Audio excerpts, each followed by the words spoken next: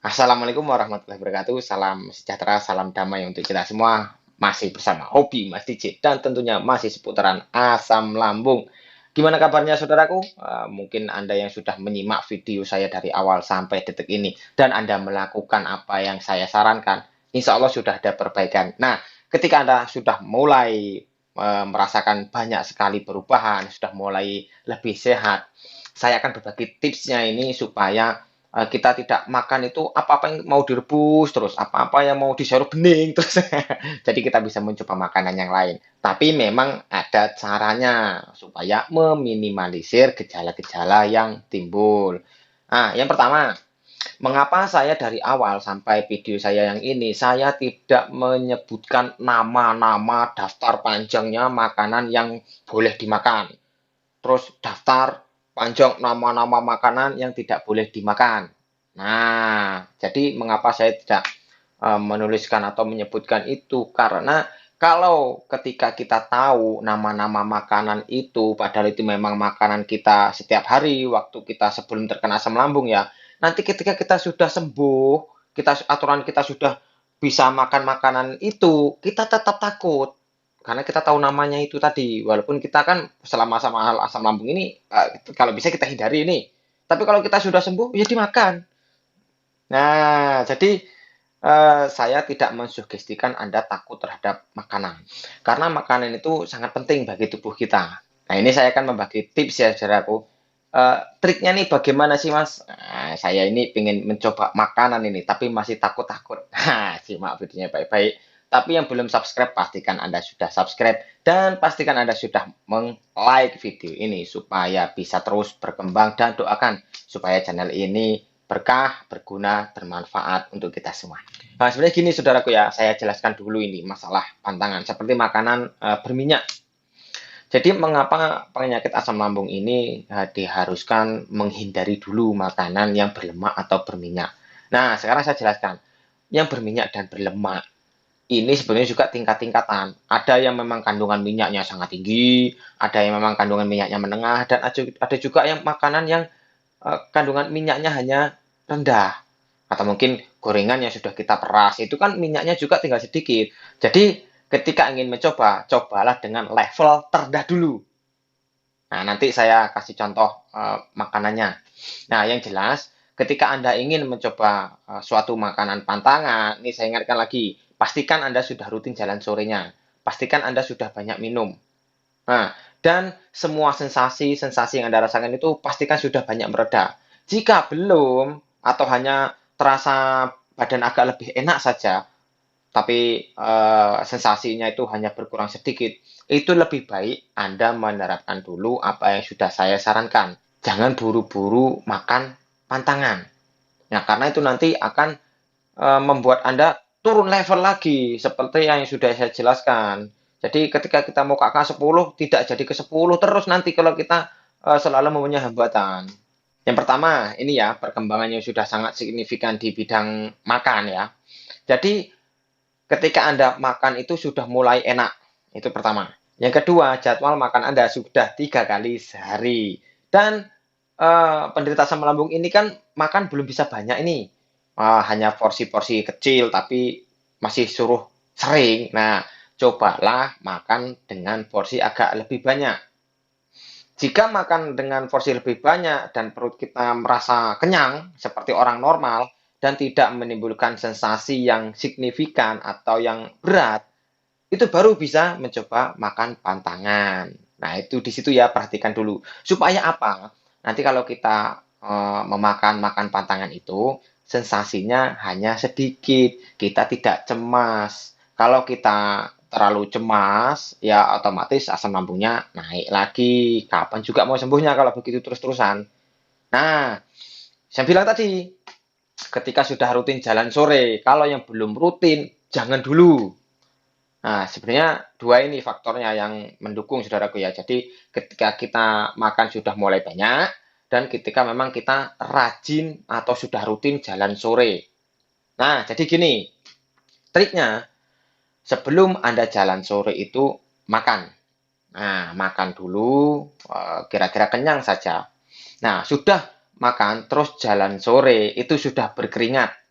sudah mengeluarkan banyak keringat, kita sudah minum. Nah, ketika sudah selesai minum itu, kita coba makan suatu makanan yang bersifat pantangan.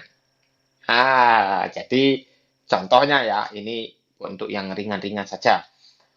Cobalah dengan jeruk, tapi yang manis. Nah, jeruknya jangan yang kecut, jangan yang asam, yang manis. Itu kita makan sedikit saja.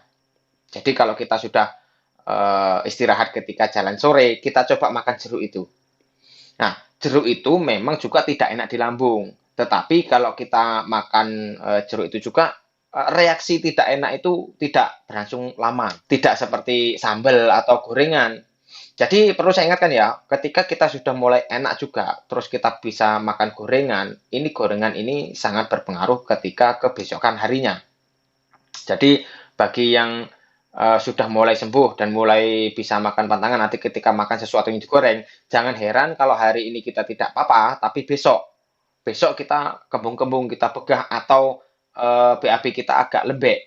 Itu memang seperti itu dan itu dihindari dulu kalau ketika ada reaksi agak signifikan, berhenti dulu makan gorengannya. Kita makan yang sudah saya sarankan dulu ya. Nah, terus ketika kita sudah makan jeruk, rasanya ini bagaimana? Pertama, jangan takut dulu sama makanan. Nah, ketika kita melihat makanan ini, nah misalnya seperti ini kan kecutnya nauzubillah min zalik ini. Kalau penderita asam lambung ini eh, tidak lama ini, 10 atau 15 menit pasti keringat dingin, badan bergetar, perih tidak karu-karuan kalau minum minuman seperti ini. Nah, jadi kalau kita takut minum ini padahal belum kita minum, tapi kita tahu ini bakal nggak enak. Biasanya di perut itu sudah tidak enak duluan. Kita belum makan suatu pantangan, ketika kita sudah terlalu merasa takut, itu kita sudah merasa tidak nyaman duluan.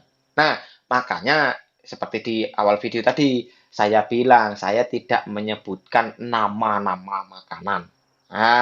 Jadi cukup kita tahu saja, oh jenis yang seperti ini, jenis seperti itu, bukan nama. Nah, kalau minum seperti ini, takut, ya jangan dulu.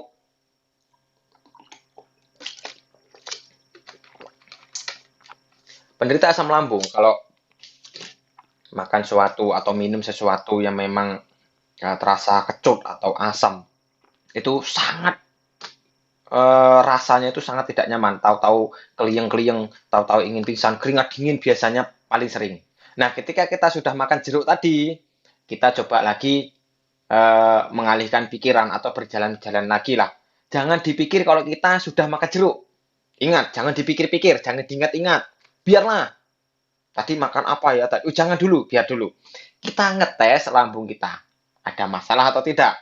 Nah, ketika sudah memang benar-benar tidak ada masalah, tidak ada rasa, Anda tidak akan takut lagi dengan jeruk tadi. Tapi ingat, jangan keterusan. Sekali itu saja dulu. Nanti kita ulangi lagi itu lusa, jangan besoknya, lusa. Jadi diselang sehari. Nah, sehari makan patangan, sehari tidak. Jangan ketika kita makan jeruk ini, oh sudah enak, oh berarti besok boleh terus-terusan makan jeruk. Oh, bukan seperti itu. Itu konyol namanya. Dan Anda pasti nanti kambuh.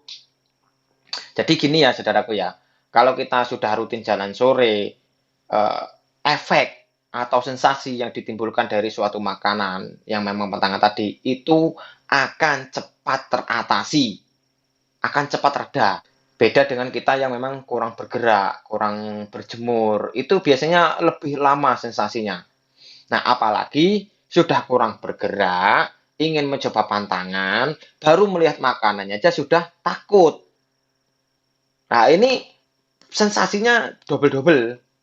Dan ingat ya saudaraku ya, makan pantangan itu ketika kita setelah jalan sore atau di pertengahan jalan sore lah tidak apa-apa. Jangan pagi, jangan siang, jangan pula malam. Kita mencoba dulu itu sore ketika kita setelah jalan sore, ketika kita masih mendinginkan badan karena banyak keringat. Nah, disitulah kita mencoba makanan. Nah, saya ingatkan lagi, nanti biar nggak lupa ya. Ketika sudah selesai jalan sore dan kita ingin mandi, itu pastikan dulu keringat kita sudah mengering dan mandinya pakai air hangat. Ingat ya, diingat-ingat. Jangan sampai kita sudah jalan sore terus mandinya pakai air dingin. Itu kalau yang belum banyak perubahan, nanti badan agak dingin lagi. Eman-eman kita sudah susah-susah kita jalan sore ya. Nah, jadi ketika jalan sore juga sugestikan itu bukan kewajiban, itu adalah hobi, itu adalah sesuatu yang menyenangkan, itu adalah olahraga ringan yang memang kita perlukan. Simpel sebenarnya caranya ya, tapi kalau kita tidak tahu ya memang susah, memang itulah pentingnya mentor atau motivator ini. Kita bisa tahu cara-cara bagaimana. Nah, harus apa yang kita lakukan ini supaya kita cepat sembuh. Nah, ketika kita memang sudah makan jeruk tadi, terus memang menimbulkan agak-agak tidak enak, apa agak-agak kelingan, apa pedih-pedih, kita harus siap dulu. Seperti yang sudah saya bahas di part 16. Kita harus tahu resikonya kalau kita makan pantangan itu bakal merasakan hal yang tidak nyaman. Nah, jadi kita mending siap resikonya daripada kita takut duluan. Nah, kalau kita sudah takut, terlalu takut, ya kita tidak naik-naik nanti berat badannya lama. Nah, tapi bukan berarti untuk menaikkan berat badan ini harus makan matangan terus, oh, bukan seperti itu. Itu kan sudah saya bilang tadi, level untuk pantangan ini juga kan bertahap levelnya itu. Nah, pedas ada yang memang hanya pedas-pedas saja, hanya ada yang semriwing, ada yang memang sangat pedas sekali, ada yang memang sangat kadang membuat telinga kita seperti agak tersumbat saking pedesnya, hidung kita membeler ya. Itu kan level-levelan seperti itu. Nah, itu juga perut kita juga kondisinya ya seperti itu. Nah, setiap penderita asam lambung ini juga kan keadaan lambungnya berbeda-beda. Makanya saya sarankan seperti ini tadi. Nah, setelah kalau kita memang tahu resikonya bakal seperti itu, jadi kalau ketika sensasi itu muncul, ya kita abaikan saja. Kita bisa cuek, kita bisa tenang. Wah, ini kata Mas DJ, ya gara-gara makanan tadi nggak apa-apa. Bukan gara-gara penyakit lain. Masih tetap di asam lambung itulah. Nah, yang kita rasakan itu tetap di asam lambung kita, bukan di penyakit lain.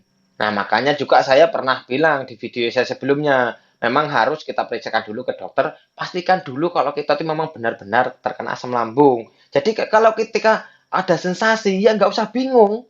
Rasanya tidak nyaman, juga usah bingung. Ya ini karena gara-gara kita makan jeruk tadi, efek-efek yang timbul ya memang masih terkena asam lambung, bukan dari penyakit lain. Jangan gara-gara jeruk sedikit kok kita malah takut mati. Nah, seperti itu ya cara menenangkannya. Nah, dengan kita tidak cemas kan asam lambung tidak terus-terusan naik. Nah, jadi sensasi itu juga akan lebih cepat mereda. Jadi begitu tadi ya saudaraku ya cara-caranya. Silahkan dipahami.